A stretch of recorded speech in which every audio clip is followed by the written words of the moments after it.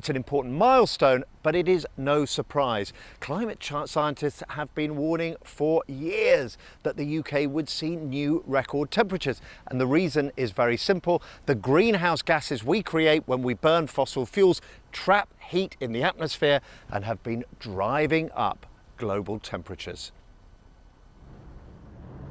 The temperature records started tumbling before midday today. The 39.1 degrees recorded at Charlwood near Gatwick Airport was a warning of things to come. Heat builds during the course of the day, and it certainly did that today. Within an hour, another record had been set, 40.2 degrees at Heathrow.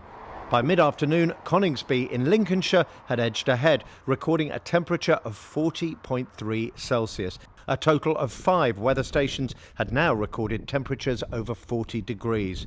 And there was a new record for Scotland too, beating the previous high set back in 2003. We've been beating records by 1.5, 2 degrees, and really quite an extensive region of over 35 degrees. And this is really unusual. These are high temperatures over a broad area in England, so quite surprising.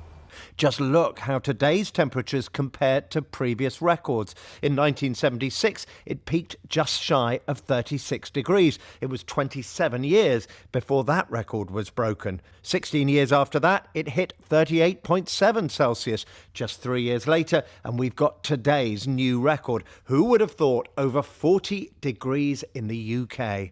And it isn't just getting hotter. Years ago, temperatures would only reach peaks like this in the far south. But look how these high temperatures are moving north and west across the country. The heat is getting more intense and it is spreading.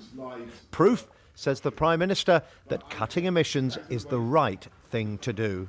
With temperatures setting records in this country, who can doubt that we were right to be the first major economy to go for net zero? If we're going to protect our planet and if we're going to do the right thing to tackle global warming, it's essential that we set that lead. It was too hot for tourists in Cambridge today. Those brave enough to take to the river brought their own shelter, and they needed it. But today, climate scientists were warning dangerous temperatures like this will be part of a normal British summer as global warming continues, and we need to prepare for it. King's College, the iconic heart of Cambridge, was empty today. The only sensible place to be was in the shade, and that says something important about our changing world. This really ought to be a critical warning for everyone in this country, but especially our policymakers.